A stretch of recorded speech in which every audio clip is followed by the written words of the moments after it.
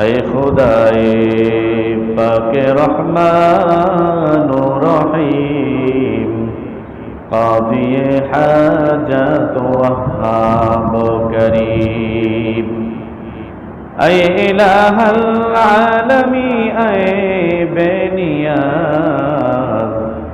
दीन दुनिया में हमारे कारसाज हम गुनहगार और तो गफ्फार है हम बुरे आईबों से तो सत्तार है। কিন্তু আমরা মুসলমান ইবাদত বন্দেগী প্রত্যেকের কেউ হুঁশিয়ারিতে কাজ করে নারায়ণগঞ্জ সে 5 ওয়াক্ত নামাজের মধ্যে দেখা গেল 3 ওয়াক্ত 4 ওয়াক্ত সেখানে পড়ে, সে কি বাড়িতে এসে নামাজ পড়া সম্ভব? হ্যাঁ, তো এখন যেহেতু আজকে সব কল কারখানা এবং সমস্ত প্রতিষ্ঠান এই ইবাদতের জন্য বন্ধ ঘোষণা করেছে, হ্যাঁ, সবাই বাড়িতে এসেছি, এজন্য সবাই একসাথে মসজিদে এসেছি, এজন্য তো বেশি মানুষ দেখা যায়। আর এই বেশি মানুষ দেখা যায়, বেশি মুসল্লি হয়েছে, এটা দেখে যারা হিংসা করে, এদেরকে হিংসা যারা করে এদেরকে কি বলে? হিংসুক। এদেরকে কি বলে? যারা হিংসা করে কারো মানুষের ভালো দেখিয়া, কোনো মানুষ লাভবান হইতেছে তার অবস্থা দেখিয়া, কোনো মানুষ ভালো থাকতেছে তার অবস্থা দেখিয়া, কোনো একটা জিনিস ভালোভাবে চলতেছে তার অবস্থার দিকে দেখিয়া যারা হিংসা করে তাদেরকে হিংসুক বলে। আর এই আজকের রজনীতে আমি যে একটা হাদিস তেলাওয়াত করেছি, আল্লাহ তাআলা 4 প্রকার ব্যক্তিকে মাফ করবেন না, তার মধ্যে এক প্রকার এটাও আছে যারা হিংসুক, যারা হিংসা করে। কি করে? যাদের ভিতরে হিংসা থাকবে আল্লাহ তাআলা আজকের রজনীতে, এই গুরুত্বপূর্ণ রজনীতেও তাদেরকে মাফ করবেন না। অথচ আল্লাহ তাআলা রাসূল ঘোষণা করেছেন ফায়াগফিরু লিজামিআল খালকি, আল্লাহ তাআলার সৃষ্টিকুলের মধ্যে বিশাল একটা অংশ আল্লাহ তাআলা আজকে রাত্রে মাফ করে দিবেন। সুবহানাল্লাহ বলেন। আল্লাহু আকবার। বিশাল একটা অংশ আল্লাহ তাআলা মাফ করে দিবেন। এরপরেও দেখবেন আমরা এখানে আসছি, মসজিদে আসছি, আল্লাহ তাআলা এই উম্মতের জন্য, এই উম্মতের জন্য আল্লাহ তাআলা 5টা রজনী রাখছে। কয়টা রজনী? 5টা। জোরে বলেন কয়টা? 5টা। যারা হিংসা করে বা এই রজনীর যে শবে বরাত বলতে কিছু নাই, শবে বরাত কোরআন হাদিসের মধ্যে নাই, ওনারা সরাসরি কোরআন এবং হাদিসকে অস্বীকার করে, সরাসরি কোরআন এবং হাদিসকে অস্বীকার করে। এই যে আমি একটা হাদিস তেলাওয়াত করেছি, পৃথিবীর কোনো ব্যক্তি নাই যে এই হাদিসটাকে জয়ীফ বা দুর্বল বলবে, একদম সহিহ হাদিস। জিনারা বলে বলে বেড়ায় যে শবে বরাত বলতে কিছু নাই, ওনাদের যে গুরু, ওনাদের যে প্রধান হাদিস বিশারদ ছিলেন নাসিরউদ্দিন আলবানী রাহিমাহুল্লাহ, হযরত এই হাদিসটাকে সহিহ বলেছেন এবং তার কিতাবের মধ্যে উল্লেখ করেছেন। তাহলে 2 নাম্বার আমি একটা আয়াত যে আপনাদের সামনে খুতবার পরে তেলাওয়াত করেছি, এটা সূরা দুখানের 2 নাম্বার আয়াত। সূরা দুখানের 2 নাম্বার আয়াত, সেখানে লাইলাতিম মুবারাকা শব্দে আছে, লাইলাতিম মুবারাকা। আমরা সবে বরাত কই, মুবারাকাতুন থেকেই তো বরাত, বরাত থেকেই মুবারাকা, বুঝেন নাই? সব শব্দের অর্থ হইল রাত্রি, এটা ফার্সি ভাষা। বলতে পারেন যে হুজুর এখানে ফার্সি আর আরবি 2টা মিশ্রণ হইল কেন? আমাদের দেশে অসংখ্য অগণিত জিনিস, সেটা ইবাদতের বেলা হোক, আঞ্চলিক ভাষা হোক, সেখানে ইংরেজি, উর্দু, বাংলা, ফার্সি, আরবি মিশ্রণ আসে। আমি যে জিনিসটার মধ্যে বলছি এটার বাংলা ভাষা কি? কেউ কয়নি? কেদারা। এটা কেউ কয়নি? হ্যাঁ, কি কয়? ছোট বড়, শিক্ষিত মূর্খ, কালা ধলা, কি বলেন? সবাই মিলে কি কয়? চেয়ার। আচ্ছা, চেয়ার কি বাংলা ভাষা? কি ভাষা? তা আমরা ইংরেজি কইলাম, এটার মধ্যে কোনো দোষ নাই। এরপরে দেখেন ফার্সি উর্দু মিশ্রণ হয়েছে। আমরা বলি নামাজ, কোরআন শরীফ শুরু থেকে নিয়ে শেষ পর্যন্ত 82 বার নামাজের কথা বলেছেন। আচ্ছা, নামাজ শব্দ পাইবেন? কি পাইবেন? কি পাইবেন? সালাত। একজন ব্যক্তি বলছে নামাজ কোরআন হাদিসে নাই, বেটা খেপে গেছে গা। আসলে তো নামাজ কোরআন হাদিসে আছে, কি আছে? সালাত আছে। যদি কয় রোজা কোরআনে নাই, রোজা কি নাই? কোরআনে নাই। তো এই জন্য রোজা কোরআনে নাই, আসলে আছে কি? সিয়াম। যেমন আয়াতের দ্বারা প্রমাণ, ইয়া আইয়ুহাল্লাযীনা আমানু কুতিবা আলাইকুমুস সিয়াম কামা কুতিবা আলাল্লাযীনা মিন ক্বাবলিকুম লাআল্লাকুম তাত্তাকুন। নামাজের ব্যাপারে নামাজ নাই, সালাত আছে। কি আছে? আকিমিস সালাতা তরফাইন নাহারি ওয়া যুলাফাম মিনাল লাইল ইন্নাল হাসানাতি ইউযহিবনাস সাইয়্যাত যালিকা যিকরা লিয-যাকিরিন। শবে বরাতের বরাত শব্দটা আরবি, কুরআনুল কারীমে সূরা উল্লেখ করেছেন, সেটাও আরবি। আর হাদিসের ভাষায় আল্লাহর রাসূল এই রজনীকে বলেছেন লাইলাতুন নিসফি মিন শাবান। লাইলাতুন নিসফি, নিসফুন শব্দের অর্থ হলো অর্ধেক। নিসফুন শব্দের অর্থ কি? অর্ধেক। লাইলাতুন, লাইলুন শব্দের অর্থ হলো রাত্রি।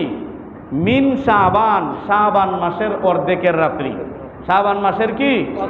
অর্ধেকের রাত্রি। ইদা কানাত লাইলাতুন নিসফি মিন শাবান ফাকুমু লাইলাহা ওয়া সুমু ইয়াওমাহা ফাইন্নাল্লাহা তাআলা ইয়ানজিলু ফিহা লিগুরুবিশ শামসি ইলাস সামাইদ দুনিয়া ফায়াকুলু আলা মিন মুস্তাগফিরিন ফাআগফির লা আলা মুস্তারজিকিন ফাআরযুকাহু আলা মুবতালা ফাউআফিয়াহু আলা কাযা হাত্তা ইয়াতলু আল ফাজর। বলেন সুবহানাল্লাহ। এখন বলবেন এই হাদিসটা বললে কি বলবে জানেন? কয়টা জয়ীফ হাদিস। আমি গত শুক্রবারেও বলেছি, কইব এটা হাদিসটা জয়ীফ। আচ্ছা, হাদিসটা যে জয়ীফ মানলাম, জয়ীফ হাদিস দেখে তুমি উড়াইয়া দিতে পারতা না। এই যোগ্যতা তোমার ভিতরে নাই, এই যোগ্যতা, এই সাহস আপনি আমাদের ভিতরে নাই। কেন? হাদিস প্রথমত 3 প্রকার। এই কয়েকটা কথা বললে আমি অল্প আলোচনা করে শেষ করে দিব। হাদিস প্রথমত কয় প্রকার? গত জুমায় বলেছিলাম, 1 নম্বরে সহিহ। 1 নম্বরে কি? 1 নম্বরে মনে রাখবেন। 2 নম্বরে হাসান। 2 নম্বরে কি? 2 নম্বরে। 3 নম্বরে জয়ীফ। 3 নম্বরে কি? 1 নম্বরে কি? সহিহ। 1 নম্বরে কি? 2 নম্বরে হাসান। 3 নম্বরে জয়ীফ। সহিহ হাদিস দ্বারা আকীদা প্রমাণ হয়। কি প্রমাণ হয়? বলতে পারেন সহিহ হাদিসের কাজ কি? সহিহ হাদিসের কাজ হলো আকীদার ব্যাপারে আকীদা প্রমাণ করার জন্য সহিহ হাদিসের প্রয়োজন। তাহলে সহিহ হাদিস দ্বারা আকীদা প্রমাণ হয়। সহিহ হাদিস দ্বারা আকীদা প্রমাণ হয়। হাসান হাদিস দ্বারা আমল প্রমাণ হয়। হাসান হাদিস দ্বারা আমল প্রমাণ হয়। কোন হাদিস দ্বারা? হাসান হাদিস দ্বারা। 3 নম্বরে জয়ীফ হাদিস দ্বারা আমলের ফজিলত প্রমাণ হয়। জয়ীফ হাদিস দ্বারা কি প্রমাণ হয়? ফজিলত প্রমাণ হয়। ফজিলত। তাহলে এ আসেন এক কথা। আচ্ছা, হাদিসটা যদি আপনি জয়ীফ কইলে উড়াইয়া দিলেন, আচ্ছা হাদিসটা কার? এটা হাদিসটা কার? খেয়াল করে বলতে হবে, হাদিসটা কার? হাদিস কাকে বলে? আল্লাহর রাসূলের মুখ নিঃসৃত কথাকে হাদিস বলে। আল্লাহর রাসূলের মুখ নিঃসৃত কথাকে কি বলে? খেয়াল করতে হবে, হাদিস কাকে বলে? আল্লাহর রাসূলের মুখ নিঃসৃত কথাকে কি বলে? হাদিস বলে। বলতে পারেন সুন্নাত কাকে বলে? আস-সুন্নাতু তুতলাকু আলা কাউলির রাসূল ওয়া ফিআলিহি ওয়া সুকুতিহি ওয়া আফআলিহিম ওয়া আকওয়ালিস সাহাবাতি আজমাইন। এর সুন্নতের সংজ্ঞা। সুন্নত কাকে বলে? আল্লাহর রাসূলের কথা, কাজ, সাহাবায়ে কেরামের কথা এবং কাজ এবং রাসূলের চুপ থাকাকে নিয়ে হাদিস বলে। রাসূলের 3টা, আল্লাহ রাসূলের কথা, আল্লাহ রাসূলের কাজ আর আল্লাহ রাসূলের নীরব থাকা। কয়টা হইল? নীরব থাকা মানে এটা বুঝলে হয়তো বুঝেন নাই। সাহাবায়ে কেরাম রাসূলের সামনে একটা কাজ করতেছেন, আল্লাহ রাসূল নিষেধও করেন নাই, আদেশও করেন নাই, রাগান্বিতও হন নাই, মানে এটা মৌন সমর্থ আছে। কি আছে? মৌন সমর্থ। কি আছে? যেমন মাথা মুন্ডায় লাইলাম, মাথা কামাইলাম, চুল ফালাইয়া দিলাম একবারে বেলির দিয়ে সাচ্চা। আলী রাদিয়াল্লাহু তাআলা আনহু আল্লাহ রাসূলের সামনে গিয়ে মাথা মুন্ডায় লাইছেন, আল্লাহ রাসূল নিষেধও করেন নাই, মাথা মুন্ডাইতে আদেশও করেন নাই, এটা মৌন সমর্থন দিয়েছেন। রাসূলের কথা, কাজ এবং মৌন সমর্থন, এই তিনটাকে বলা হয় কি? সুন্নত। সুন্নতের সংজ্ঞা শেষ হয় নাই, আরো দুইটা রয়েছে, সাহাবাই কেরামের কথা এবং কাজ। সাহাবাই কেরামের এই পাঁচটা জিনিসের সমষ্টিগতভাবে সুন্নত বলা হয়। পাঁচটা বিষয়ের সমষ্টিগতভাবে কি বলা হয়? সুন্নত বলা হয়। আল্লাহ রাসূলের কথা, কাজ, মৌন সমর্থন, সাহাবাই কেরামের কথা এবং কাজ, এই পাঁচটা বিষয়কে সুন্নত বলা হয়। আর হাদিস বলা হয় কি? আল্লাহর রাসূলের কথাকে হাদিস বলে। মুখ নিঃসৃত আল্লাহর রাসূলের জবান দ্বারা যেগুলো শব্দ বাক্য বের হয়েছে এগুলো কি বলে? হাদিস বলে। আপনাদের কাছে সবাই বুঝমান, সবাই ভালো মন্দ, লাল নীল কালো এবং দুঃখ বেদনা সবাই কম বেশি বুঝেন কি বুঝেন না?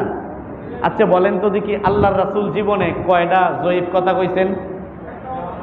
কি বলেন, আল্লাহ রাসূল কি জীবনে কোনোদিন জয়ীফ কথা কইছেন? কইছেন কেউ? বলতে পারেন যে হাদিস তিন প্রকার হইল কেন লাগে? হাদিস তো সব এক, সব কি এক? আল্লাহ রাসূলের হাদিস হয় সব জয়ীফ হইব না রে সব সহিহ হইব, তিন প্রকার হইল কেন? এবার আসেন, হাদিস তিন প্রকার হইল কেন? হাদিসের প্রকার ভেদ হইছে হাদিসের বর্ণনাকারীর অবস্থা অনুযায়ী। হাদিসের বর্ণনাকারীর কি অবস্থা অনুযায়ী। আমাদের সভাপতি সাহেব একটা কথা বলছে, এটা 100% সত্য না? নারেন অত বড় একজন ব্যক্তি, এত বড় দায়িত্বের মধ্যে থাইকা এবং শিক্ষিত এবং সৎ, এই ব্যক্তি কোনোদিন মিথ্যা কথা বলতে পারে? বুঝতেছেন কথা? তাহলে ওনার থেকে একটা কথা যদি আমরা পাই তাহলে একেবারে 100% যেরকম ভাবে সত্য, এরপরে ওনার নিচে আরেকজনে বলছে, একজন মুসল্লি বলছে, এরপরে আরেকজন বলছে, বলার মধ্যে ওই ব্যক্তির উপর নির্ভর করে হাদিস কয়েক ভাগে বিভক্ত হয়েছে। সহির মধ্যে কয়েক ভাগ আছে, হাসান কয়েক ভাগ আছে, এরপরে জয়ীফের মধ্যেও কয়েক ভাগ আছে। এগুলো আপনাদেরকে সারাদিন বললে বুঝবেন না। কেন? যেহেতু আমরা হাদিস পড়ি নাই, হাদিসের উসুল পড়ি নাই।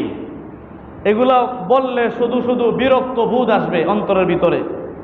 যেহেতু বিরক্ত বোধ আসবে, এই জন্য একজনে একটা কথা বললে লাইল যে জয়ীফ হাদিস উড়াইয়া দিলাম। এই সমস্ত উড়াইয়া দে অন্য মানুষ বা হাদিস পাইলেই উড়াইয়া দে জয়ীফ কইয়া, বেঈমান হওয়া ছাড়া আর কিছুই হইতে পারবে না। যেহেতু বেঈমান দেখা যায় না, বোঝা যায় না, সবাই হুজুর, সবাই হাজি সাহেব, সবাই গাজী সাহেব, এই জন্য বেঈমান কারে কয়, কাফার কারে কয়, যেহেতু দেইকা বোঝা যায় না, এই জন্য আমরা বুঝি না। আল্লাহর রাসূলের একটা হাদিসকে অস্বীকার করলে সে সাথে সাথে কাফের হয়ে যাবে। কি বলেন? এখন যদি কেউ বলি যে শবে বরাত বলতে কিচ্ছু নাই, তাহলে হাদিসকে অস্বীকার করা হয় কি না? কি বলেন, হয় কি না? ও ভাইজান, এই জন্য আমরা কি বলবো, দুঃখের সহিত বলতে চাই, যারা জীবনে কোনোদিন হাদিস পড়েন নাই, জীবনে কোনোদিন বুখারী শরীফ পড়েন নাই, শুধুমাত্র বলতে পারেন যে বাংলাটা তো পড়ছি। ভাইজান, আপনি আরবি কিতাবটা খুললে দেখিয়েন প্রত্যেকটা হাদিসের কোন সময় হাদিসটা আল্লাহ রাসূল বলেছেন, কি প্রেক্ষাপটে বলেছেন, এই হাদিসটা সম্পর্কে কতজন ইমাম হাদিস বিশারদগণ মন্তব্য করেছেন, কি সমাধান দিয়েছেন, এগুলো সব আরবি কিতাবের মধ্যে বর্ণনার মধ্যে দেওয়া আছে, হাদিসের সাইডে উফরেদে এবং কিতাবের সব জায়গায় লেখা আছে। কিন্তু বাংলা কিতাবের মধ্যে এগুলো পাইবেন না। বাংলাতে শুধু হাদিসটা আছে আর তরজমাটা আছে, হাদিসটা আছে আর তরজমাটা আছে। এছাড়া এই জন্য আজকে বাংলাতে পড়িয়ে অনেকে আমরা ফিতনার মধ্যে পড়ি। আল্লাহ তাআলা আমাদেরকে সকল প্রকার ফিতনা থেকে হেফাজত করুক, যে বলেন আমিন। আল্লাহ তাআলা আমাদেরকে সহিহ সুন্নাহর উপর কায়েম এবং দায়েম কিয়ামত পর্যন্ত, অর্থাৎ মৃত্যুর আগ পর্যন্ত সকলকে কবুল করুক, জোরে বলেন আমিন। এই জন্য ভাইজান বলতেছিলাম শবে বরাত, এই সব অর্থ হইল রাত্রি, সব অর্থ কি? আর বরাত অর্থ কেউ বলেছেন ভাগ্যের রজনী, শবে বরাত মানে ভাগ্যের রজনী। আবার বরাত শব্দের অর্থ হইল মুক্তি, মুক্তির রজনী। ঠিক আছে? হযরত আব্দুল্লাহ ইবনে আব্বাস রাদিয়াল্লাহু তাআলা আনহু এই হাদিস সম্পর্কে বলেছেন, এই রাত্রিতে, এই আয়াতের তাফসীরে এই হাদিসের আলোকে বলেছেন যে এই আয়াতে, এই রাত্রিতে আল্লাহ রাব্বুল আলামিন প্রত্যেক আদম সন্তানের বিভিন্ন গুরুত্বপূর্ণ বিষয়াদি আল্লাহ তাআলা ফয়সালা করেন। এই রাত্রিতে ফয়সালা করেন। যেমন আদম আলাইহিস সালাম, আদম সন্তান, আগামী শবে বরাত পর্যন্ত আদম সন্তান দুনিয়াতে কয়জন আসবেন দুনিয়াতে, এটাও আল্লাহ তাআলা লিপিবদ্ধ করেন। কয়জন মারা যাবেন এটাও লিপিবদ্ধ করেন। কি খাবেন কি না খাবেন এই সবগুলো আল্লাহ তাআলা এই রাত্রিতে আল্লাহ তাআলা লিপিবদ্ধ করেন। আল্লাহ রাব্বুল আলামিন সেই রাত্রিতে আল্লাহ তাআলা মাফ করে দেন। এটা হলো বিশাল বিষয়। সাহাবায়ে কেরাম আল্লাহর পয়গম্বরের মুখের জবান থেকে সুন্দর একটা কথা শুনলেন। কথা হলো, মুসা আলাইহিস সালামের জামানার একজন ব্যক্তি, তিনি দিনের বেলা যুদ্ধ করেন আর রাত্রিবেলা তাহাজ্জুদের নামাজ ইবাদত বন্দিগিতে খাটান। এইভাবে কতদিন পর্যন্ত ইবাদত বন্দিগি করতেছে? আল্লাহর পয়গম্বর বলেছেন প্রায় 900 বছর ইবাদত বন্দিগি করে, দিনের বেলা জিহাদ করে, রাত্রিবেলা ইবাদত বন্দিগি করে। সাহাবায়ে কেরাম মনঃক্ষুণ্ণ হইলেন, ওগো পয়গম্বর, আমাদের হায়াত কতদিন? আমাদের হায়াত হলো 60 বছর বা 70 বছর। আল্লাহর পয়গম্বর 60 বছর 70 বছরের মধ্যে আমরা যদি হিসাব করি তাহলে 40 বছর ইবাদতও আমাদের আমল নামায় নাই। জোরে বলেন ঠিক না বেঠিক? কি বলেন? যারা অধিক ইবাদত করি তারাও যদি হিসাব করিয়া দেখি 20 বছর আগে ইবাদতে তেমন দড়ি নাই, 30 বছর আগে ইবাদতে দড়ি নাই। যখন একটু মুরব্বি বাপ হয়েছি তখন নামাজটা পাকাপোক্তভাবে ধরছি, ইবাদত বন্দিগিতে খেয়াল করছি, এর আগে করি নাই।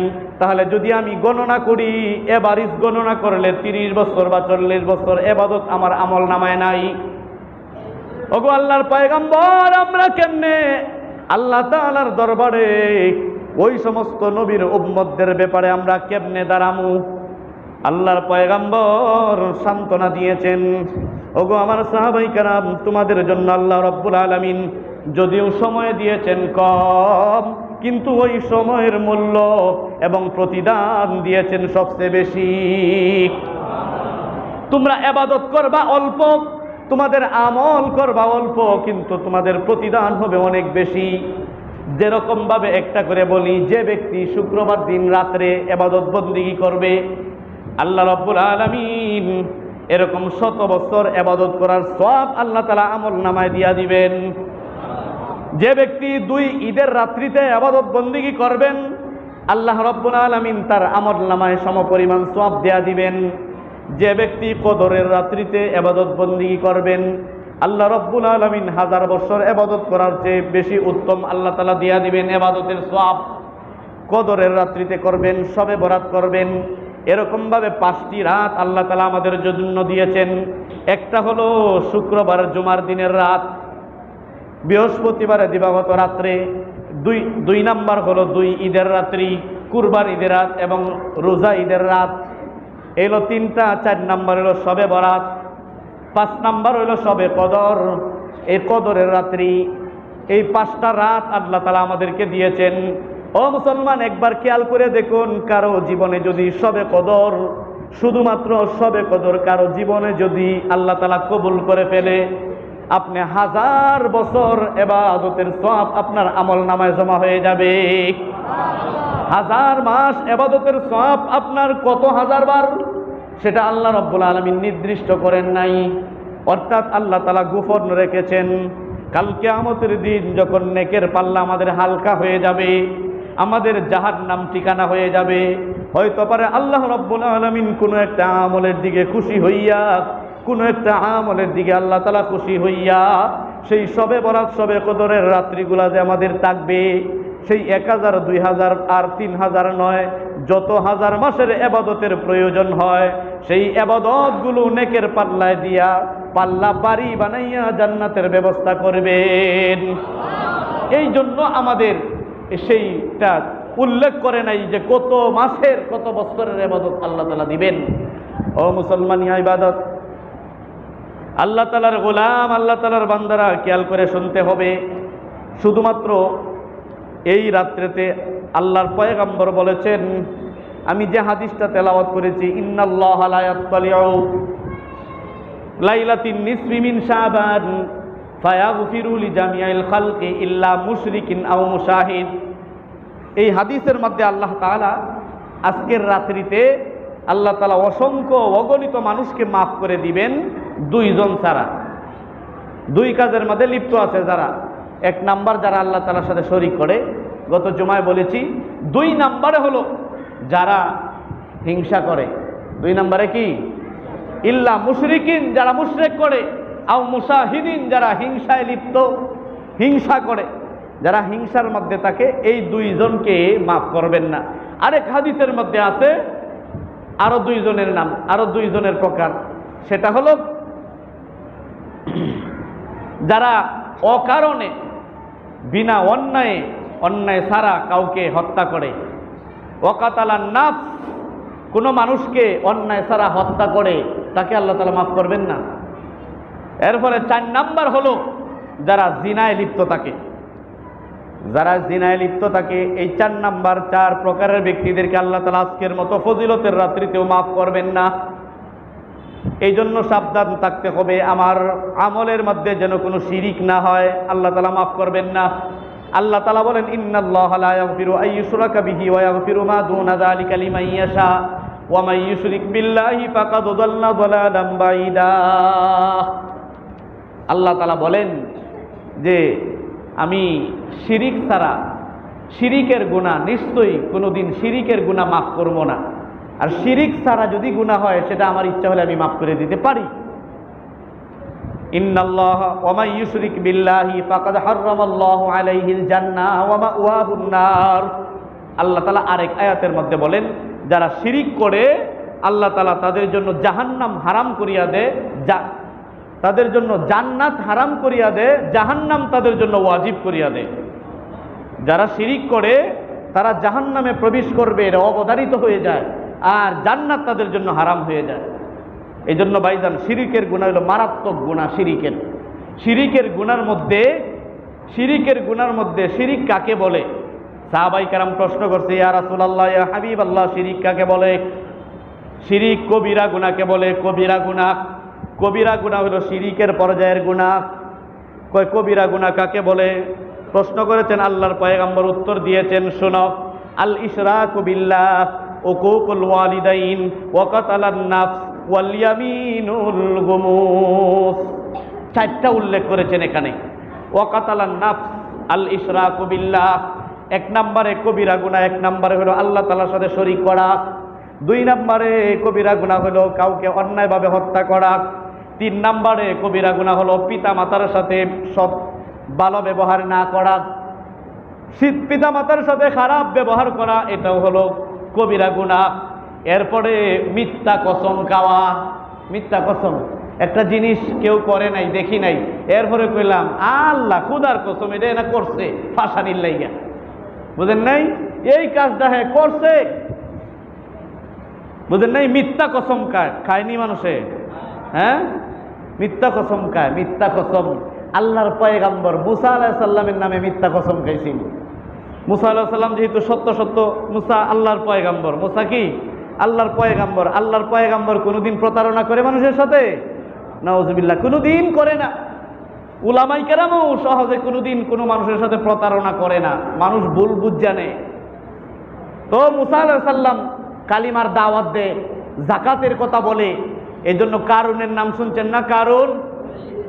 কারুনের নাম কিয়ামত পর্যন্ত মানুষ মুখস্থ রাখবে। জোরে বলেন ঠিক না বেঠে? কিয়ামত পর্যন্ত মানুষ এগুলা করিয়েন না। এই আজকের দিনে ফটাস মারা তো ভালো না। যাক বসেন। কারুনের নাম সবাই জানেননি? কোরআন শরীফের মধ্যেও আছে, হামান, কারুন, এদের নাম আছে। হ্যাঁ, এই হামান, কারুন, এই কারুন তার অনেক ধন সম্পদ ছিল। এই কারুনকে যাকাতের কথা বলতো মুসা আলাইহিস সালাম। এখন কারুন শুধু সর্বদা পায় তারা করতো, মুসা আলাইহিস সালামকে কেমনে বিপদ ফেলানো যায়। আচ্ছা, মুসা আলাইহিস সালাম কার পয়গম্বর, কার নবী? আল্লাহর মনোনীত জলিলুল কদর বড় একজন নবী এবং রাসূল, তাওরাত কিতাব যার উপর নাজিল করেছেন। একটু সামান্য বলতেছি, শুনেন ভাইজান। তো এক মহিলারে ঠিক করছে, এই মুসারে ঠিক করুন লাগবো, রাখ, মুসারে ঠিক করতে দিব। কেমনে? মুসা যখন আমগোর সামনে অনেক সময় মাতাব্বরি করব, তখন তুই মুসা আলাইহিস সালামরে আমরা ডাক দিয়ে আনবো, আইনা বিভিন্ন কথাবার্তা কমু, এখানে গিয়া মানুষের সামনে তুই বিচার দিবি। কি বিচার? আমরা সকলের সামনে গিয়ে এই কথা বলবে যে আল্লাহর পয়গম্বর মুসা আমার সাথে জিনার কাজ করছে। এই কথা কইতে না কহ তোরে 5,000 টাকা দি মনে যা। এটা একটা কথার কথা কইলাম এর কি, কত টাকা জানি কইছে, টাকার বিনিময়ে সে তোমাকে টাকা দিমু, ধনী বানায়া দিমু, টাকা পয়সা দিমু, তুমি এই কথাগুলা মুসা আলাইহিস সালামের বিরুদ্ধে গিয়ে বলবা। আচ্ছা, এই যে মুখটাই জবানটা কার? কার হুকুমে চলে? কার হুকুমে চলে? এই মিয়া মুসা আলাইহিস সালাম তো এখানে রাখেন, খেয়াল রাখেন, মুসা আলাইহিস সালাম তো একজন নবী, একজন আল্লাহর ওলি। ময়দানে ছোট্ট একটা ঘর বাঁধে সেখানে ইবাদত বন্দেগী করে, সেখানেই তাহে, সেখানেই খায়, সেখানেই ঘুমায়, সেখানে ছাগল চড়ায় মানুষে, হাজার হাজার ছাগল বেড়া বকরি চড়ায়, সেটা মহিলারাও চড়ায়, পুরুষরাও চড়ায়। হঠাৎ করে এক মহিলা, মাইয়া মানুষ, যুবতীর পেট, বুঝেন নাই, প্রেগনেন্ট হয়ে গেছে। এখন সবাই তো মনে করেন চালাক মানুষ, সবাই মিললে ওই আল্লাহর ওলির দোষ দিছে যে এই আল্লাহর ওলি ঘরের মধ্যে আল্লাহর ওলিগিরি করে, ইবাদত করে। এই জানো নি এই আকামটা ওই আল্লাহর ওলি করছে।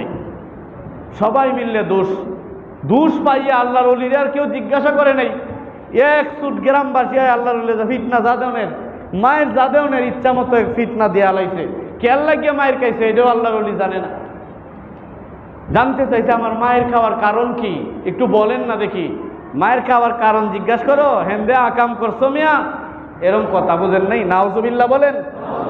জিনার কাজ করছো, অমুকের মেয়ের সাথে তুমি খারাপ কাজ করিয়ে তোমার প্রেগনেন্ট বানাইছো, তার পেটের মধ্যে এখন সন্তান, আর তুমি এখন জিজ্ঞাসা করো। আশ্চর্য হয়ে গেলেন। নাউজুবিল্লাহ, নাউজুবিল্লাহ, নাউজুবিল্লাহ। সন্তান ভূমিষ্ঠ হয়ে গেছে, সন্তান। উনি এই পর্যন্ত মাপ চাইছেন, সন্তান ভূমিষ্ঠ হইলে পরে, সন্তান কি হলে ভূমিষ্ঠ হইলে সন্তানকে জিজ্ঞাসা করা হবে। সন্তান বিমুষ্ট হয়ে গেছে, সন্তানকে নিয়ে আসছে হাজার হাজার মানুষ।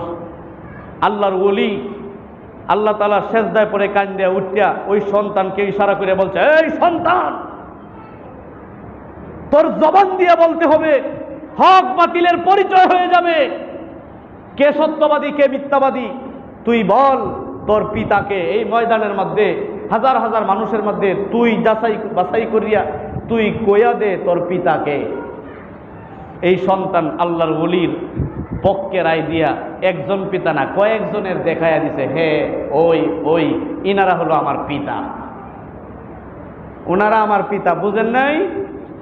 ওনারা আমার সাথে জিনার কাজ করছে, আমার মায়ের সাথে। সেখান থেকে আমি এই আল্লাহর বান্দা জন্মগ্রহণ করেছি, এরা হলো আমার বাপ। মুসা আলাইহিস সালাম এরকম ভাবে একটা দরবারের মধ্যে উপস্থিত, কালিমার দাওয়াত দিতেছেন, জাকাতের কথা বলতেছেন। হঠাৎ করে মহিলাকে উপস্থিত, মহিলা কইতেছে, ভাইজান আমার একটা কথা আছিল। আগে তো ফাতায়াত দিছে, বুঝেন নাই, কারুনে ফাতায়াত হইছে, বলতেছে আমার একটা কথা আছিল। কয় কি কথা বলো? জবানটা কার? মহিলা মনে করেন এই কথাই কইতাছে যে মুসা আলাইহিস সালাম আমার সাথে জিনার কাজ করছে, কিন্তু জবান দ্বারা উল্টা আইতাছে, কারণে আমারে এত টাকা দিছে এই কথা বলার জন্য মুসা আমার সাথে জিনার কাজ করছে। বুঝেন নাই? মহিলা কিন্তু ওই কথাই কইতেছে, শিখানো কথাই কইতেছে, কিন্তু জবান দ্বারা উল্টাটা বের হয়ে গেছে। মুসা আলাইহিস সালাম ছিল সমস্ত নবীদের মধ্যে সবচেয়ে বেশি রাগান্বিত, রাগী মানুষ ছিলেন। হ্যাঁ, আমি আল্লাহর পয়গম্বর, আমার নামে এত বড় তহমত। বুঝলেন না? এই কথা বলিয়া তিনি এই অনুষ্ঠান ছেড়ে চলে গেলেন। আল্লাহ রাব্বুল আলামিন সাথে সাথে অ্যাকশন গ্রহণ করছেন, সাথে সাথে কারুনকে নিচের দিকে যাইতে শুরু করছে। এই যেখানে দাঁড়ায় আসিল কারুন, এদিকে মাটির তলে যাইতেছে আস্তে আস্তে করিয়া। আল্লাহ কারুনে কয়, আল্লাহ মুসা আলাইহিস সালামের জাদু আমারে দেখায় লাভ নাই, কারণ মুসা আলাইহিস সালামের তাওরাত তো আমারও মুখস্থ আছে, আমিও পণ্ডিতেম কম জানি না।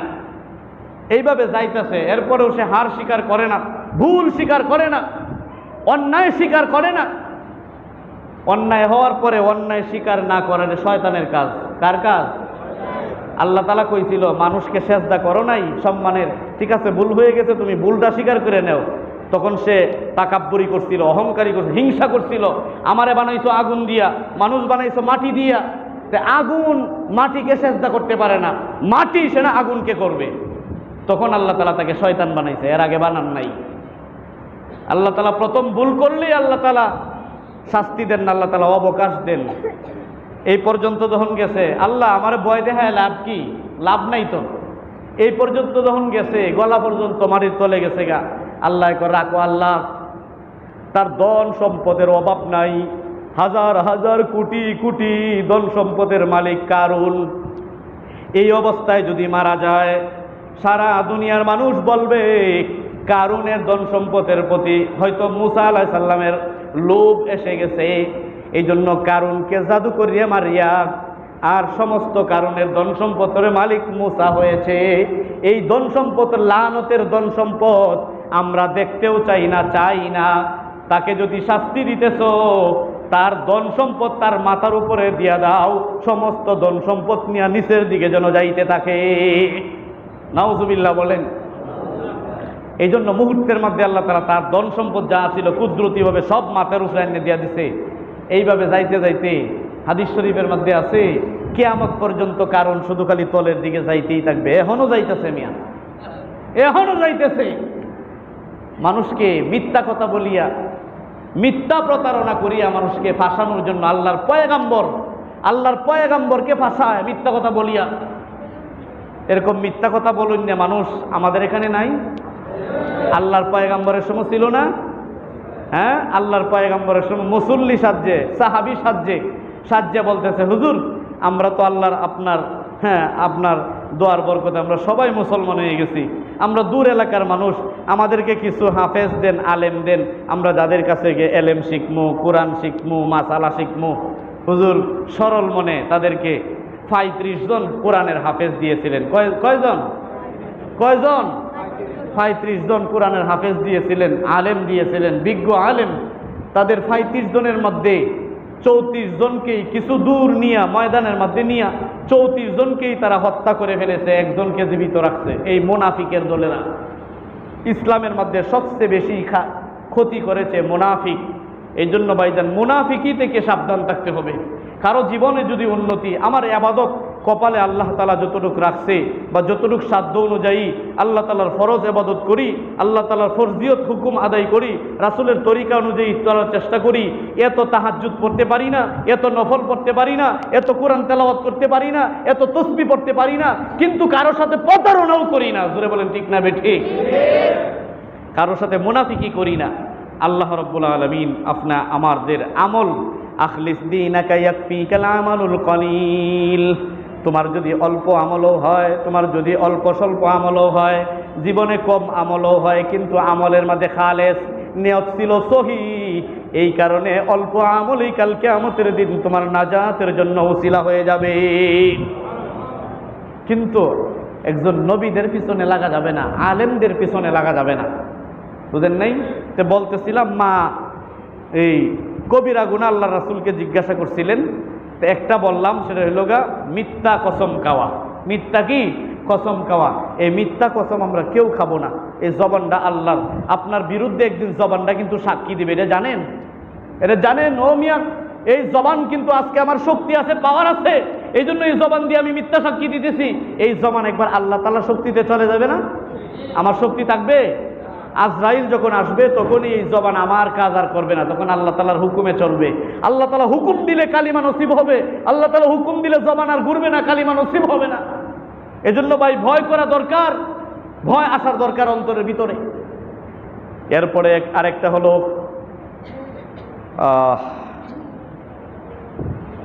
আল ইশরাকু বিল্লাহ ওয়া হুকুকুল ওয়ালিদাইন, পিতা মাতার অবাধ্য করা। এটা কবিরা গুনাহ, মারাত্মক ধরনের কবিরা গুনাহ, যেটা বর্তমানে আমরা আমাদের মধ্যে অহরহ করতেছে। পিতা মাতার সাথে ভালো ব্যবহার করি না।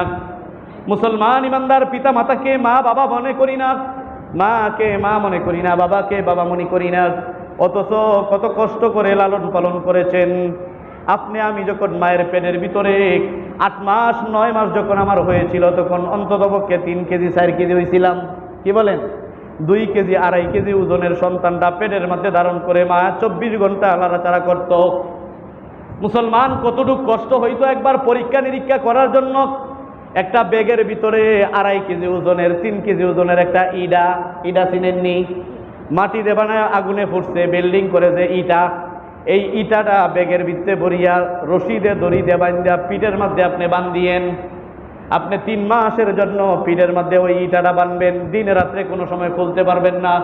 এই ইটা নিয়ে থাকবেন, ঘুমাইবেন, খাইবেন, অফিস করবেন, চাকরি করবেন, কাজকর্ম করবেন। দেখবেন একটা ইটা যদি 3 মাস পর্যন্ত পিঠের মধ্যে বান্ধা থাকে কতটুকু কষ্ট লাগে। ও মুসলমান, এরপরেও সেই বুঝবেন না কষ্ট, কেননা সেই ইটাটা লাড়াচাড়া করে না, তার হাত পাও নাই, সে লাড়াচাড়া করে না, ধাক্কা দেয় না, লাথি মারে না। ও মুসলমান, আমি আপনি যখন মার পেটের ভিতরে ছিলাম, যখন 7-8 মাস হয়ে গেছে, 9 মাস হয়ে গেছে, আমি কিন্তু বারবার পেটের ভিতরে লাড়ালাড়ি করতাম, হঠাৎ করে হাত লাড়া মারতাম, হঠাৎ করে পা লাড়া মারতাম, পায়ের দিয়ে আমি লাথি মারতাম, সারাদিন কাজকর্ম করত। অনেক সময় যখন ক্ষুধা হইতো, ক্ষুধা যখন মা খাবারের জন্য যখন ঘরের ভিতরে যাইতেন, চেয়ারের মধ্যে বসতেন, খাটের মধ্যে বসতেন, অল্প খাবার খাইবে, সারাদিন উপাস রয়েছেন, খাবার খাওয়ার মুহূর্তে লাথি দিয়া কলিজার মধ্যে আঘাত করছে। যখন কলিজার মধ্যে সন্তানটা, গর্ভের সন্তানটা পা দ্বারা আঘাত করছে, কলিজার মধ্যে যখন আঘাত করে এমন কোনো ব্যক্তি নাই সে আঘাত সওয়ার জন্য মা 2 চক্ষু বন্ধ করে এমনিতেই কাঠের মধ্যে পিছন দিয়া পড়ে গেছে। পরে গিয়া আধা ঘন্টা 1 ঘন্টা পর্যন্ত নীরব নিস্তব্ধ হইয়া শুইয়া রইছে, কারণ কাউকে বলতেও পারে না, সইতেও পারে না, কইতেও পারে না। এমন একটা পরিস্থিতি, 1 ঘন্টা 2 ঘন্টা জায়গা তার ব্যথা, খাইতে পারে নাই। রাত্রিবেলা যখন খাইতে যাবে একই অবস্থা হয়ে গেছে। এরকম ভাবে এই সন্তানের কষ্টটা, এই বৌমার কষ্টটা, ওই মার কষ্টটা, আপনার মার কষ্টটা আপনার দাদাই কিন্তু সহ্য করতে পারে নাই, আপনার মা কিন্তু মেনে নিতে পারে নাই, আপনার দাদি সহ্য করতে পারে নাই। এরকম ভাবে ঘরের অন্য সদস্যরা তারা বিভিন্ন ধরনের তহমত দিত। খাবারের সময় হইছে, বউ ঘুমায়া থাকে, এরকম আছে না নাই? ভাত খাওয়াইব, এখন দি শুয়া রইছে। ও মুসলমান, হইতে পারে এরকম একটা আঘাত আমি তার পেটের ভিতরে করেছিলাম, যে কারণে সহ্য করতে না পেরে সে শুয়া রইছে।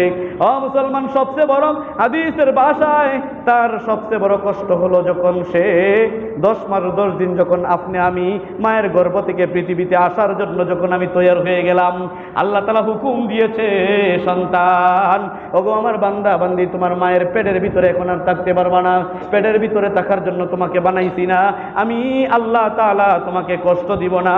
তোমার মাকে যত পারি কত কষ্ট দিয়া তোমাকে দুনিয়া থেকে, মায়ের পেট থেকে দুনিয়াতে বের করব, দুনিয়াকে নিয়ে আসবো। ও মুসলমান, দুনিয়াতে যখন আমি আসব, এই প্রজ্ঞাপন যখন জারি হয়ে গেছে, মায়ের পেটের ভিতরে ব্যথা শুরু হয়ে গেছে। এমন ব্যথা, এমন ব্যথা, 1 দিন 2 দিন 3 দিন পর্যন্ত মায়েদের গর্ভ ধারণের ব্যথা, জুড়ে বলেন থাকে কি থাকে না? 3 দিন পর্যন্ত ব্যথা, 4 দিনের সময় স্যালাইন লাগায়। ও মুসলমান, এখন তো অপারেশন করে সন্তান বের করে। আজ থেকে 20 বছর 25 বছর আগে তখন অপারেশন ছিল না, তখন অপারেশন ছিল না, তখন এমনিতেই ডেলিভারি হইতো। ও মুসলমান, কত কষ্ট করে তো অনেক সময় মাথা বের হয়েছে, অথবা পা বের হয়েছে, অথবা একটা হাত বের হয়েছে। এমতো অবস্থায় 1 দিন চলে গেছে, 1.5 দিন চলে গেছে, সন্তান প্রসব হইতেছে না। কত কষ্ট করেছে, এমনকি 1 দিন 2 দিন 1 ঘন্টা 2 ঘন্টা পর্যন্ত অনেক মহিলারা, অনেক মা, আমাদের মায়েরা এরকম ভাবে বেহুশ হয়ে পড়ে রইছে, কারণ মাথা বের হইছে, শরীর এখনো বের হইতে পারতেছে না। ও মুসলমান ইমানদার, সকলেই মিলিয়া নামাজে দাঁড়িয়ে গেছে, সকলেই মিলিয়া দোয়া করতেছে, মসজিদের ইমাম সাহেব দিয়ে দোয়া করাইতেছে, মাদ্রাসার মধ্যে খতমে ইউনূস চালু হয়ে গেছে, সূরা ইয়াসিনের তেলাওয়াত শুরু হয়ে গেছে। মা নামাজের মধ্যে দাঁড়ায় গেছে, বাবা নামাজের মধ্যে দাঁড়ায় গেছে, স্বামী নামাজের মধ্যে দাঁড়ায় গেছে। আল্লাহ, আমাদের সন্তানকেও বাঁচাও, আমার নাতিকেও বাঁচাও, আমার বৌমাকে বাঁচাও, গাছও বাঁচাও, ফলও বাঁচাও। এভাবে কান্নাকাটি করতেছে, কারণ সন্তান জন্মগ্রহণ করতেছে না, ভূমিষ্ঠ হইতেছে না। ও মুসলমান, বৌমার কান্না আর কেউ সহ্য করতে পারতেছে না। স্বামীকে ডাক দিয়া বলছে, স্বামী গো, ও স্বামী, 2টা বছর তোমার সাথে সংসার করেছি, নতুন কুল জুড়ে আজকে আমার গর্ভ জুড়ে সুন্দর সন্তান জন্মগ্রহণ করতেছে।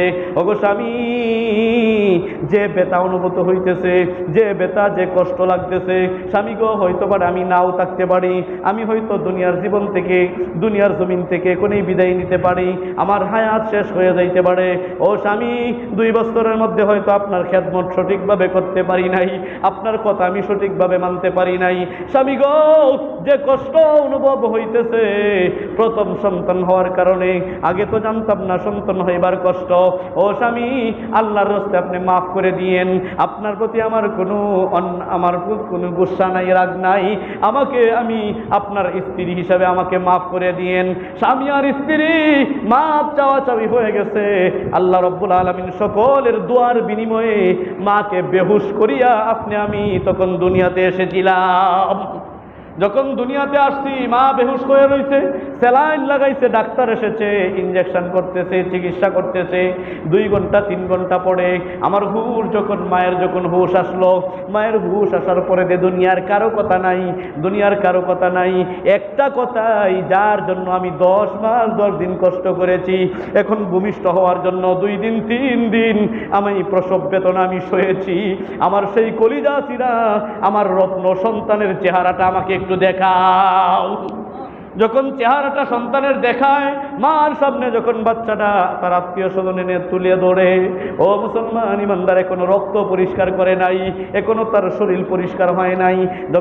যখন সন্তানের চেহারাটা দেখছে, সন্তানের চেহারাটা দেখিয়া 10 মাস 10 দিন এবং 3 দিনের প্রসব বেদনার সমস্ত দুঃখ কষ্ট মুহূর্তের মধ্যে ভুলিয়া গেছে। আর মনে নাই, আর দুঃখ কষ্টের কথা মনে নাই। ও মুসলমান, এরপরে দুনিয়া আসার পরে তার আরেক কষ্ট, সেটা হলো সর্বদাই লালন পালন করার কষ্ট।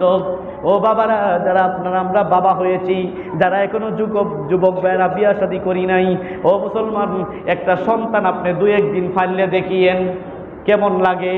বাবা যারা হয়েছেন, আপনি সর্বদাই প্রস্রাব পায়খানা করাইবেন, সর্বদাই খাওয়াইবেন, সর্বদা তাকে ঘুম পাড়াইবেন, তাকে কুলে রাখবেন, তাকে আদর মহব্বত করবেন।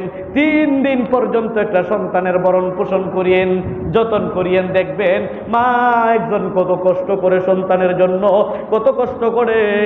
এরপরে বুক চিরে চিরে প্রতিদিন দুধ বের হইতেছে, সেই দুধ খাওয়াইতেছে। মা খাক বা না খাক, সন্তানের দুধ 24 ঘন্টা আল্লাহ তাআলা তার মায়ের স্তনের মধ্যে দিয়া রাখতে। ধরে বলেন ঠিক না বেঠিক? এইভাবে লালন পালন করার পরে মা সন্তানের কাছে কি আশা করে? সন্তানের কাছে এটাই আশা করে যে আমার সন্তান আমি যখন বৃদ্ধ হয়ে যাই, আমি যখন কর্মহীন হয়ে যাই, আমি যখন মাজুর হয়ে যাই, ও মুসলমান, যখন মাজুর হয়ে যায়, তখন বাবা এবং মা সেই দিনের কথা স্মরণ করে, আমার সন্তানকে আমি গর্ভধারণ করেছি, আমার সন্তানকে আমি লালন পালন করেছি, আমার সন্তানকে আমি লেখাপড়া করেছি, মাথার ঘাম পায়ে ফেলে কত কষ্ট করে টাকা উপার্জন করে আমার সন্তানকে আমি দেখিয়েছি। আমি নিজের সুখের শান্তির আমি চিন্তা করি নাই, আমি সন্তানের সুখ শান্তির দিকে আমি তাকাইছি। আজকে আমি আশা করি আমার সন্তানেরা আমাদের সুখ শান্তির ব্যবস্থা করবে। এটা বৃদ্ধ হওয়ার পরে বাপ মা এতটুকু আশা করে। এই আশার মধ্যে যারা নিরাশা করে, ও মুসলমান, যারা বাপ মার অবাধ্য হয়, এখানে কথা শেষ করে দিচ্ছি, যারা বাপ মার অবাধ্য হবে, এই বাপ মার অবাধ্য হলে ওই ব্যক্তিরা আল্লাহ তাআলার ইবাদত বন্দেগী করিয়াও আল্লাহ তাআলাকে সন্তুষ্ট করতে পারবে না। বাপ মার যদি অবাধ্য হয়, ওই ব্যক্তির হজ করার গেলে হজ আল্লাহ এবং আল্লাহ রাসূল হজ করতেও নিষেধ করেছেন। আচ্ছা, ওয়াজ কুরুনির নামে তো একজন শুনছেন কিনা? ওয়াইস কুরুনি কিন্তু আল্লাহর নবীর জামানার মানুষ, কিন্তু সাহাবী হইতে পারে নাই। কেন জানেন? হয়তো জানেন, অনেক আলোচনা হয়েছে। উনি নবীজির কাছে চিঠি লিখেছেন, ওগো আল্লাহর পয়গম্বর, আমার কলিজা ফেটে যায়, আপনাকে দেখতে পারতেছি না, আমার মা অসুস্থ, আমার মাকে রাইকে আপনি যাইতে পারতেছি না, আমার মাকে খাওয়াই দিতে হয়, আমার মাকে গোসল করাইতে হয়, আমার মাকে প্রস্রাব পায়খানা করাইতে হয়, আমার মাকে সেবা যত্ন করতে হয়, এক মুহূর্তে মাকে ছাড়া যাওয়া সম্ভব নয়। হুজুর, আপনার সিদ্ধান্তের অপেক্ষায় রয়েছি, এই জন্য চিঠি লিখলাম, আমি কি মাকে সেবা যত্ন করব, নাকি মাকে ফেলে আপনার দিনের নবীর কাছে আমি খেদমতে চলে আসবো? আল্লাহর পয়গম্বর চিঠির উত্তরে না করিয়া দিছে, এ ওয়াইস কুরুনি, তুমি তোমার মায়ের খেদমত করো, তোমার মায়ের খেদমত করতে থাকো, যতদিন তোমার মা বেঁচে থাকবে ততদিন আমার দরবারে আসার তোমার প্রয়োজন নাই, আসতে পারবে না। এই জন্য আপনি হজে যাইবেন, মায়ে যদি অনুমতি না দেয় তাহলে যাইতেন না। মায়ে যদি এরকম বৃদ্ধ হয় যে আপনাকে ছাড়া চলার মতো আর গতি নাই, আপনি তারা ফেলায় হজে যাবেন, এটা হইতো না ভাইজান, হইতো না। আপনি নামাজে দাঁড়াইছেন, আল্লাহু আকবার, আলহামদুলিল্লাহি রাব্বিল আলামিন, কি বলেন, আর রহমানির রহিম, মায়ে ডাক দিছে, এরে বাবা, ও বাবা তুমি কই আছো? মা বিছানায় শায়িত, উঠতে পারে না, বইতে পারে না। মা ডাক দিছে, ও বাবা তুমি কই আছো? আপনি নামাজ থেকে শুনতেছেন মায়ে ডাকতেছে। আপনার তৎক্ষণাৎ নামাজ ভঙ্গ করে আগে মায়ের ডাকে সাড়া দিতে হবে। আল্লাহ তাআলার নির্দেশ, মায়ের ডাকে আগে সাড়া দেন, আগে মায়ের ডাকে সাড়া দিন, এরপরে নামাজ পড়বেন। ও মুসলমান ইমানদার, এই জন্য আগে মায়ের ডাকে সাড়া দিতে হবে।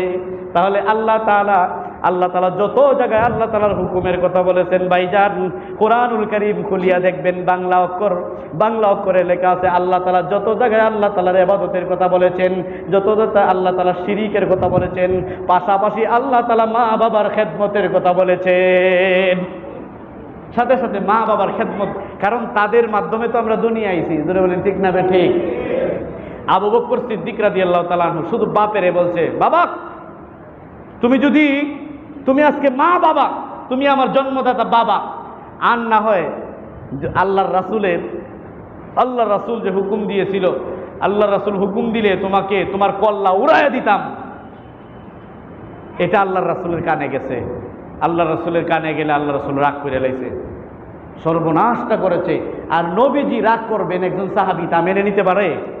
হ্যাঁ, দুনিয়ার সব কিছু বিসর্জন দিয়া দিবেন, কিভাবে আল্লাহর রাসূলের হাসি ফোটানো যায়, এটাই তো তাদের কাজ ছিল। জোরে বলেন ঠিক না ঠিক? কিভাবে রাসূলের হাসি থাকবে জবানের মধ্যে, এইটাই সাহাবায়ে কেরামের কাজ ছিল। আল্লাহর রাসূল কাঁদতেছেন মসজিদে নববীতে, এভাবে হাত ধরে ধরে মোনাজাত করে কাঁদতেছেন। উসমান রাদিয়াল্লাহু তাআলা আনহু, সাহাবায়ে আবু যর গেফারি রাদিয়াল্লাহু তাআলা আনহু সহ অসংখ্য সাহাবায়ে কেরাম, হুজুর কেন কাঁদেন আমাদের কাছে বলেন, আমরা এটা দেখবো। উমর রাদিয়াল্লাহু তাআলা আনহু, উনি তো অনেক শক্তিশালী সাহাবী আছিলেন, বুঝেন নাই? এমন কোনো ব্যক্তি ছিল না ওনার সামনে দাঁড়াইতো। উনি কাবার সামনে তরবারি এভাবে উচ্চা করে বলছিল, এই মক্কার কাফেররা, কে সাহস আছে আমি ওমরের সামনে আয়, যাদের মায়ের বুক খালি করতে চাস, স্ত্রীর বুক খালি করতে চাস, আমি ওমরের তরবারির সামনে আয়। কোনো কাফের বারণের সাহসও পর্যন্ত পায় নাই। ওমর রাদিয়াল্লাহু তাআলা বলতেছে, হুজুর কে আপনাকে আঘাত দিয়েছে বলেন, তার গর্দান ফালাইয়া দিব। আল্লাহ রাসূল বলেন না। উসমান রাদিয়াল্লাহু তাআলা বলতেছেন, হুজুর কি হয়েছে একটু বলেন। উসমান রাদিয়াল্লাহু তাআলা কথার মধ্যে আল্লাহ রাসূল বলতেছেন, উসমান তুমি পারবানি, কারণ উনি ধনী মানুষ, টাকা পয়সার অভাব ছিল না, এটা টাকা পয়সার ব্যাপার। কি ব্যাপার? ও মুসলমান ইমানদার, আবু যর গেফারির একটা ছোট্ট ছেলে ছিল। আবু যর গেফারির বাড়ির সাথে এক ইহুদির বাড়ি ছিল। এই ইহুদির বাড়ির সামনে একটা খেজুর গাছ ছিল। আবু যর গেফারি ছিল গরিব সাহাবী। প্রতিদিন আবু যর গেফারির ছোট্ট ছেলেটা সকাল থেকে সন্ধ্যা পর্যন্ত বারবার খেজুর টুকানোর জন্য ইহুদির গাছের নিচে যায়, খেজুর খায়। ইহুদি গালাগালি করে, মুসলমান হইছে আর আমগুর গাছের তলে খেজুর টুকাইতে আইছে, শরম নাই, লজ্জা নাই। এরকম ভাবে আল্লাহর রাসূলকে নিয়ে গালাগালি করে। এটা আবু যর গেফারির যখন আল্লাহকে নিয়ে গালি দিছে, রাসূলকে নিয়ে গালি দিছে, আবু যর গেফারির তো সহ্য হইতেছে না। এই জন্য সন্তানকে দড়ি দিয়া তার ঘরের ভিতরে কামের সাথে বাঁধিয়ে রাখছে। আল্লাহর রাসূল গেছেন আবু যর গেফারিকে ডাক দিতে, ভিতর থেকে কান্নার আওয়াজ। এই আবু যর কে কান্দে? কয় আমার সন্তান। কেন কান্দে? কই ইহুদির গাছের নিচে খেজুর টুকাইতে যায়। ইহুদি আপনাকেও গালি দেয়, আল্লাহকেও গালি দেয়, আমাদেরকেও গালি দেয়। আমাদেরকে গালি দেয়, এটা সহ্য করতে পারি, আল্লাহর রাসূলকে গালি দিবে তো সহ্য করতে পারি না। এই জন্য সন্তানকে ঘরের কামের সাথে বাঁধিয়ে রাখছি। আল্লাহর পয়গম্বর যে উদ্দেশ্য করে গেছেন, এই উদ্দেশ্য আর বলেন নাই, না বলে সোজা মসজিদে নববীতে গেছে, গিয়ে কান্নাকাটি করতেছে। উসমান রাদিয়াল্লাহু তাআলা আনহুর কাছে এই বর্ণনা করেছেন। উসমান রাদিয়াল্লাহু তাআলা আনহু বাড়িতে গিয়া স্বর্ণ মুদ্রা নিয়ে, টাকা পয়সা নিয়ে ওই ইহুদির বাড়িতে গেছে। ইহুদিকে ডাক দিছে। যখন ডাক দিছে তখন ইহুদি ফুললে কলা গাছ হয়ে গেছে। ব্যাপার কি? উসমানে আমাকে ডাকতেছে, অবশ্যই আমার এখানে কোনো লাভের জন্যই ডাকতেছে। গিয়া বলছে, উসমান তুমি ডাকো কেন? ডাকি তুই জানোস নানি, আল্লাহর পয়গম্বরের জবানের মধ্যে হাসি ফুটানোর জন্য এসেছি। এই ইহুদি, তোর বাড়ির সামনে যে খেজুর গাছ, এই খেজুর গাছটা তুই বেচবে নি? ইহুদি তো মনে মনে কয়, পাইছি, সুযোগ পাইছি, কারণ উসমান যে কোনো মূল্যে এটা কিনবে। এখন 1 টাকার জায়গা 100 টাকা দিলে উসমান কিনতে রাজি আছে।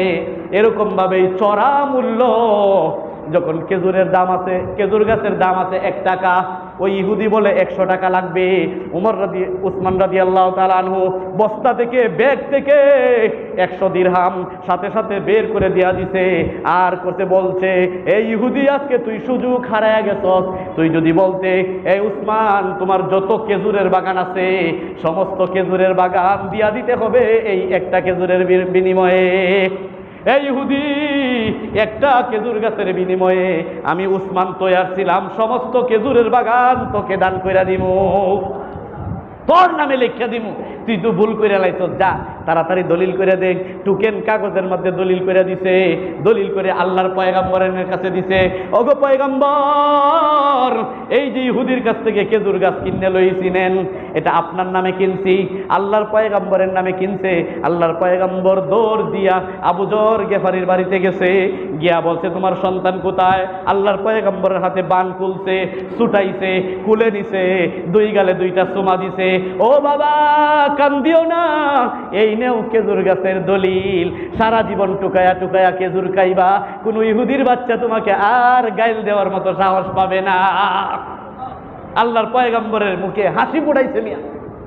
আল্লাহর পয়গম্বর কিভাবে হাসি ফুটবে, আল্লাহর পয়গম্বর কেমনে খুশি থাকবে, এটা হলো সাহাবাই কেরামের আমল ছিল। কিসের আমল ছিল? সাহাবাই কেরামের আমল ছিল। তো এই আমলটা তো আমাদেরও থাকার দরকার, কি বলেন? আমাদের থাকার দরকার না? আল্লাহ তাআলা আমাদের সেই আমলটা কিভাবে থাকবে? যেহেতু আমাদের জন্ম দিয়েছেন মা বাবা, এই মা বাবাকে কখনো কষ্ট দেওয়া যাবে না, কি বলেন?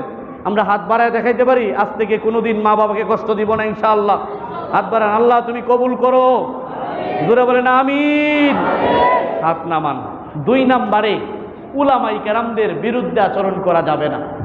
প্লিজ মাফ করবেন যে হুজুর আপনাকে মহব্বত করব না, আপনি সকল উলামায়ে কেরামদের বিরুদ্ধে আচরণ করা যাবে না। সাহাবায়ে কেরাম নবী পেয়েছিলেন, আপনারা আমরা উলামায়ে কেরাম পেয়েছি। নবী পাওয়ার সুযোগ আছে? নবী পামু কাদেরকে? উলামায়ে কেরামদেরকে। এজন্য আল উলামা ওয়ারাসাতুল আম্বিয়া, ইন্নাল আম্বিয়া আলাম ইউরিসু দিনার ওয়ালা দিরহামা।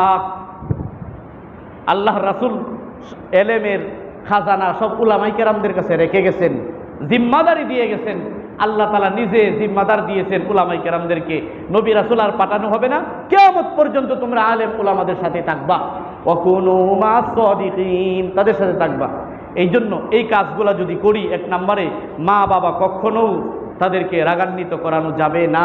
2 নম্বরে আলেম উলামাদের সাথে বিরোধিতা করবো না, কখনো না। আমার বুঝে আসতেছে না, আমি চুপ থাকবো, আমি তাকে জিজ্ঞাসা করব ভদ্রতার সহিত, হুজুর আমার এই জিনিসটা বুঝে আসে নাই, আপনি যে কালকে ওয়াজটা করছেন বুঝে আসে নাই, আমার আরেকটু ওয়াজটা শোনান। একজন আলেম 100 বার শোনাইতে রাজি, জোরে বলেন ঠিক না বেঠিক? আর যে আলেমে শোনাইতে রাজি না, বলতে রাজি না, সে তো মূলত আলেম না, সে মূলত কি না? উম্মতের হেদায়েতের জন্য একবার কেন 1000 বার বলতে হবে, 1000 বার মাসআলা বলতে হবে। এই জন্য যারা সত্যিকারের আলেম তারা টাকা পয়সার দিকে না তাকাইয়া উম্মতের খায়ের খাই হবে, উম্মতের পক্ষে থাকবে। এটাই একজন আলিমের দায়িত্ব, জোরে বলেন ঠিক না বেঠিক? আল্লাহ তাআলা আমাদেরকে মানবার আমল করবার তৌফিক দান করুক, জোরে বলেন আমিন। এরপরে আজকে বরাতের রজনী, আজকে